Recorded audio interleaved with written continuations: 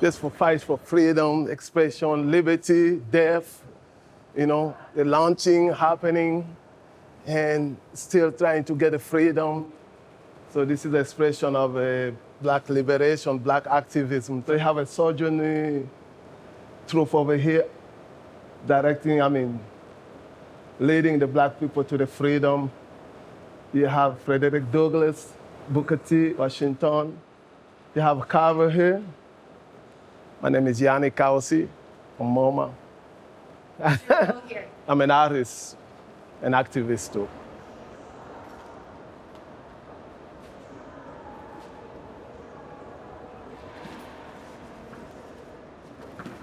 So this is Charles White's first mural called 5 Great American Negroes. I'm Esther Adler. I am a curator of the Charles White Retrospective exhibition. The Chicago Defender, which was an incredibly important African-American newspaper both at the time and remains so today, does a survey among its readership. And I think the question posed is who the readers think the 5 greatest race leaders of their time are. Marian Anderson is maybe my favorite selection in this painting. Marian Anderson was denied the right to perform at the Daughters of the American Revolution Hall in Washington, D.C., and Eleanor Roosevelt famously gets involved and makes it possible for her to perform on the steps of the Lincoln Memorial.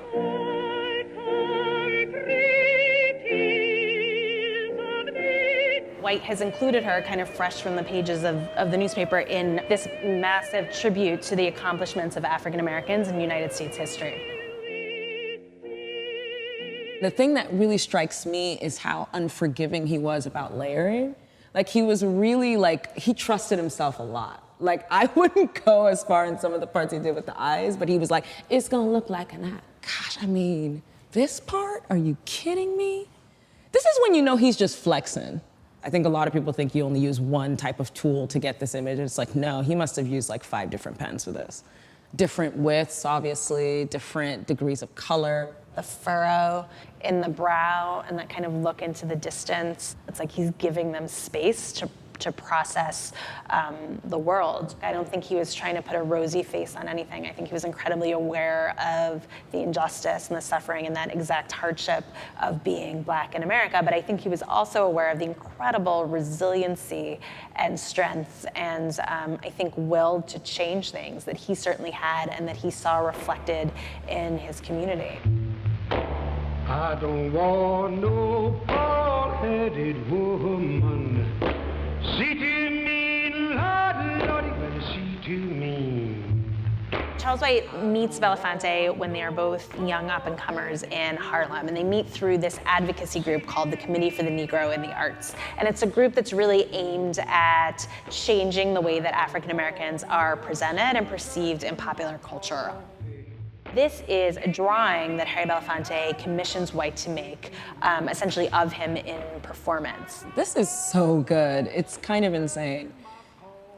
I'm speechless. I'm quite seriously speechless. It's like the face is so exact, but then the body is loose. This kind of shape of the body you get, this kind of curvature, is really reflective of what Harry Belafonte's body looked like when he was producing song. The sense of that kind of spirit, that intense emotional power coming from within is something that I think White captures perfectly. Hold that line! He uses it as the image to open up his television special. Tonight with Belafonte. It's an entire hour on CBS that's given to Belafonte to kind of program as he sees fit, which is kind of incredible at that moment for an artist, especially a Black artist, to have that kind of creative control. Many of the songs which our children sing, at least many I'm familiar with, was written by a man who spent most of his life on the chain gang. That opportunity to work with Belafonte to get the drawing out there and to make it so available to so many different audiences that way was really an incredible one, and I think one that made White up his game. I think he did believe very strongly that African Americans were the people to make the change that they wanted. Oversized hands are really something that White becomes known for, and I always think of it as being a sign of agency. The idea of showing that these were fully realized figures who were doing things, who were accomplishing things, who were, I think, leaders to be reckoned with. To me, that's the most gorgeous hand I've ever seen. I mean, look at the tips Goodness gracious. Like, it's really hard to get something that's so stylized, but yet feels so natural. Even that slight highlight right there, he really must have worked his way to get that distinction between the hand and the sweater and the pants. Like, that's really difficult to do in a monochromatic palette. He's taking oil paint out of a tube and he's thinning it down incredibly with turpentine, with solvents, until it's really, really thin. And then he's using rags and Q-tips and sticks to draw with that very, very thinned out paint. Once you make a mark with that oil wash, you can't take it back. You really thought of it as a drawing. Are you kidding me? This is incredible. This actually makes this piece so much more interesting to me, because he must have really tried some different things. I think because you're seeing the marks made originally and then the marks layered over it again and again, there's a sense that there is more in there, more encapsulated in the work than we may be seeing at first glance. I'm Laura Neufeld. I'm an assistant paper conservator at the Museum of Modern Art. You can capture images that help you see more closely, kind of through the paint. He's wearing a sandwich board, and the sandwich board just says now. You can see the now very clearly, and then you can see that he had ruled out a second line of text. He had initially thought about putting another word underneath now. We can clearly see a J. You can see what's probably an S, and then two letters that he seemed to start and then change, and then he abandoned this altogether. Some people say Jesus, some people say justice. What do you think it is? Joseph or Jesus?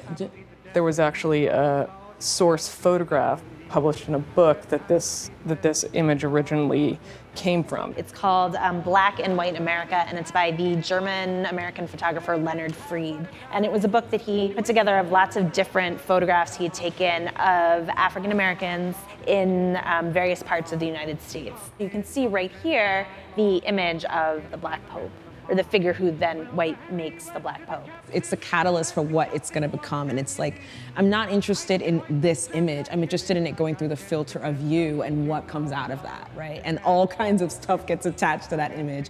And when it comes out and regurgitated, it's this amazing like presence of a man with glasses. Like, aviators never looked so good. He may have even come to this around the 70s or maybe even later, that he's like, I don't have to create everything for something. It can just be for me to explore. And that's a freedom that not a lot of artists of color had. Everything had to have a purpose, right? We had to fight for pushing forward of things. And he was finally saying, I just want to do this as an artist. And that's something that we're now just getting the privilege to do, that he was already fighting for then. So I think that's pretty amazing.